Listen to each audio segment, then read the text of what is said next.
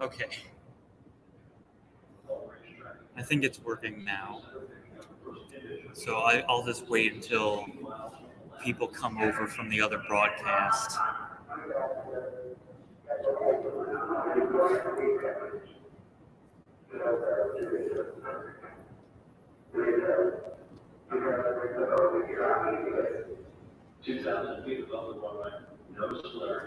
Hi.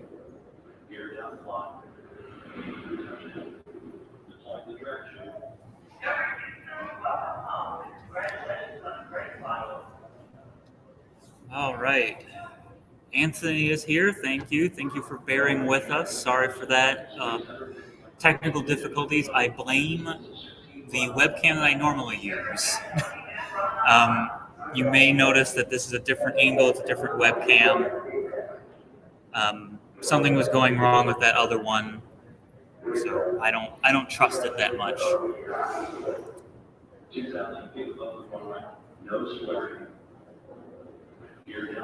Okay.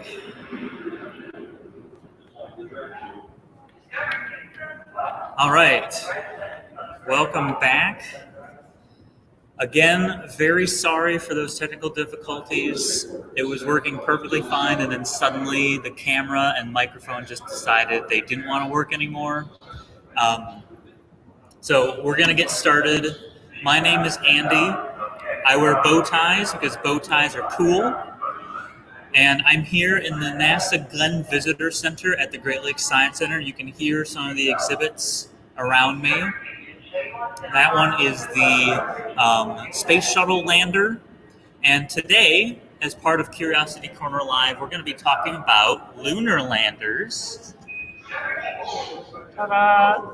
So we have a model of the Lunar Lander. I'm going to move the moon out of the way so you can see it. This model is 1/3 scale. The real one was much larger. It was designed to hold people. So this model right here, the real one was 3 times larger.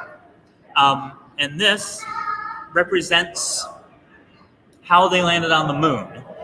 And I'll show you a picture of another lunar lander. So I'm going to show you this one. There you go. So that one right there, that is the lunar lander from Apollo 11. This is the lunar lander called Eagle, and they called them LM, which was short for Lunar Module. So Eagle was the part of the rocket that landed on the moon. Columbia was the Apollo command module that was connected to the lander and brought it to the moon. So I will bring myself back. Beep. I have a model here, not only of the lunar lander, but of the Saturn V rocket that brought astronauts to the moon. You can see it's pretty big. The real one was incredibly large, and all of this was to help astronauts get to the moon. And the Saturn V rocket had stages, it had sections of the rocket that were designed for specific things. So I have to be careful, it's made of Lego. So the bottom, this stage right here, that got it into space. And then this got it into orbit. And then this section got it so that it was going to the moon. And then, once this had finished doing its thing, it separated off. Boop. This would have gone away because this is the launch escape system to help it get away in case something went wrong with something in the launch. So this little tiny thing, that went to the moon. But before this went on its merry way to go to the moon, it had to first extract the lander from the moon. So it went in to this section of the rocket and then popped the little lunar lander out, and this part fell away. So this is what went to the moon. Once they had the orbit set up, this went to the moon. This is the service module right here. So that's the service module. It has a little rocket, and then this cone is the command module where the astronauts sat, and then this is the Lunar Lander, the LM. So this would be Columbia and Apollo 11, and then this is Eagle. So this went to the moon. They used this rocket to slow down, go around into an orbit. Once they were in orbit, Buzz Aldrin, Neil Armstrong got into the lander. That popped out. Michael Collins stayed here or in orbit around the moon. Oh, actually, I have the moon right here. There we go. Moon. So I don't have 4 hands, but I can tip this down. So Michael Collins is still in this, and he's orbiting the moon, going around the moon. And then Neil Armstrong, Buzz Aldrin are in this, and they go down, boop, and they land right there. I've actually labeled, that's where Apollo 11 landed on the moon. So Neil Armstrong, Buzz Aldrin, obviously not to scale, landed on the moon, boop, and then they got off, did their thing, got dust and rocks and stuff, loaded that up in the lander, and then that lifted off. Michael Collins is still orbiting the moon, taking pictures, doing that sort of thing. The lander comes back, connects with the module, the service module and the command module. They take rocks and stuff off of this. Correction, there was another thing that happened. They left this behind. So the gold part is still on the moon.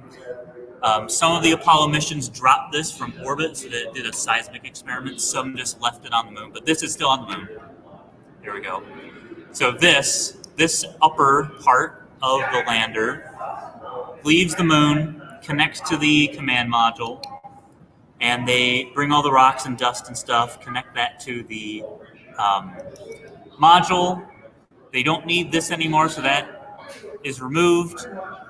Some of these are still in orbit around the moon. Some of them were brought back to Earth and burned up in re-entry. Apollo 13, they used their lunar lander as a lifeboat. So they couldn't use the command module, it was all messed up. They had to use this. But once Apollo 13 had gone back to Earth, they were able to get back into the command module and then land on Earth. So that got removed, and then this came back to Earth. And once this little guy gets back to Earth, then the command module comes off, boop, and that lands on Earth. So that's the process for how they got to the moon and how they returned to Earth. All these little bits and pieces work together very carefully, very impressively. And it's an amazing feat of engineering. There were 6 landers that landed on the moon. Apollo 13 had to turn back, so it didn't land. And there were others that had lunar modules that were used in testing. So, for instance, Apollo 10, they brought a lander to the moon and sort of brought it within 8,000 feet or 8,000 meters. They brought it close to the moon. They didn't land, but they just wanted to see if it was possible to use the little lunar lander. Now, once again, thank you very much for bearing with me during the technical difficulties. And that brings me to your challenge for today. See if you can design your own lunar lander and share your designs on social media with the hashtag StayCuriousCLE. Your own device, your own spaceship that is designed to land on an airless world like the moon, and is designed to return back to Earth, whether that's an entire rocket or something that has different pieces like the lunar module and the Saturn V. It's up to you. I want to see your results, so share those on social media with the hashtag StayCuriousCLE. And be sure to come back tomorrow and every weekday at 10:30 for Curiosity Corner Live. Tomorrow we have space food, and we'll have a special guest as part of our space food episode. So once again, thank you very much. And that's all from me. My name's Andy. Stay curious.